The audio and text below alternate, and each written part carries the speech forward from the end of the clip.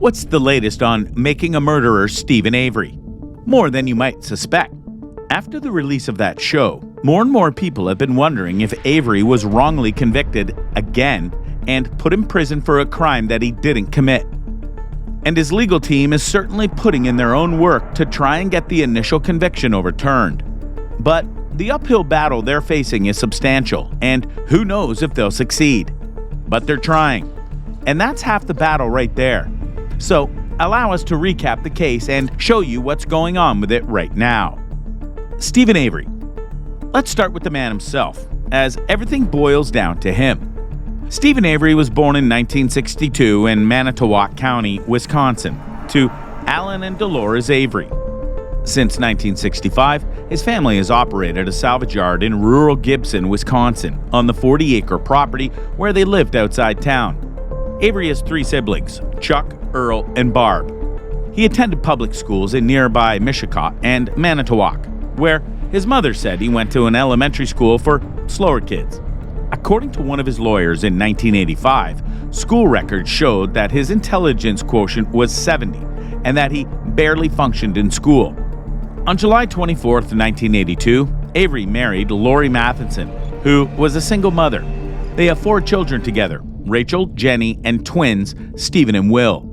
As his life went on, it was clear that there were some things wrong with him, and some would argue that this meant his future problems were all but assured. But if you look deeper, you might actually question that. Law troubles. It's fair to say that Avery was not the greatest person on earth, as he did have trouble with the law from time to time, specifically in the 80s. His first offense was going and robbing a store with a friend, and that got him 10 months in jail.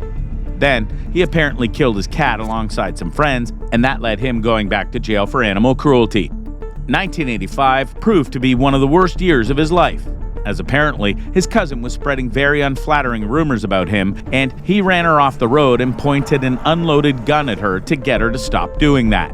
He was sentenced for 6 years for that crime. But also in 1985, he was accused of something that he would later be proven innocent for, after 18 years. The false arrest. In July of 1985, a woman named Penny Bernston was assaulted and violated while on a jog one day. During a photo lineup, she said it was Avery who was the attacker. You'd think that this would be a pretty good definitive statement, as she was the one assaulted and thus would know the face of her attacker. But as you likely already know, this was only the beginning of a very complicated matter. We say that because Avery was 40 miles away in Green Bay shortly after the attack. An alibi supported by a time-stamped store receipt and 16 eyewitnesses.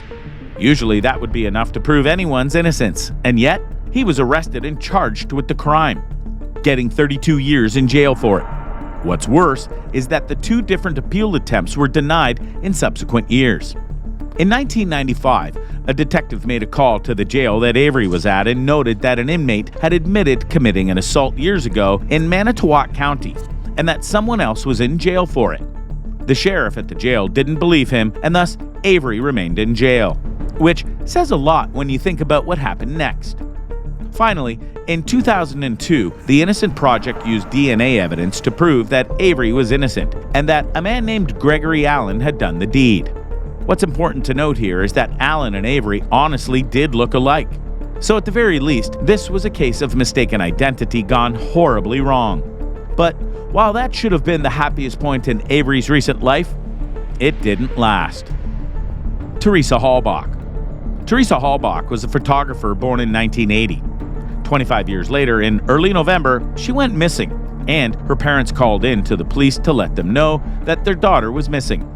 Now, lest you think that her parents were just overreacting, they hadn't seen their daughter in days, and she honestly lived right next door to them.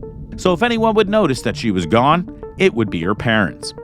HALBACH was known to have visited the Avery salvage yard in Manitowoc County on October 31, 2005, days before her death. On November 10, 2005, following the discovery of her Toyota RAV4 vehicle partially concealed on the Avery property, Calumet County Sheriff Jerry Pagel conducted a search and found the charred remains of HALBACH. Her cell phone, license plates, and key were also recovered. A few days later, Steven Avery's blood was found in her vehicle. a clear sign that he was involved in part or in whole with what happened to her. Or at least, that's what many stated. Avery was charged with kidnapping and the murder of HALBACH, mutilation of a corpse, and illegal possession of a firearm. Controversy. Almost from the get-go, there were issues with this case. Not the least of which was that some of the county sheriffs and law enforcement who were involved in proving Avery guilty of the previous crime were allowed to investigate the new case despite there being a civil suit by Avery against them. And some of the key evidence was indeed found by them. But as Avery's lawyers noted multiple times, not only was there a conflict of interest, there was evidence that was clearly tampered with, including a vial of Avery's blood from his wrongful conviction that had been unsealed, and a puncture wound was in the top as if to draw blood from the vial. Avery himself noted that this was a frame-up because of his suing the county for what they did to him.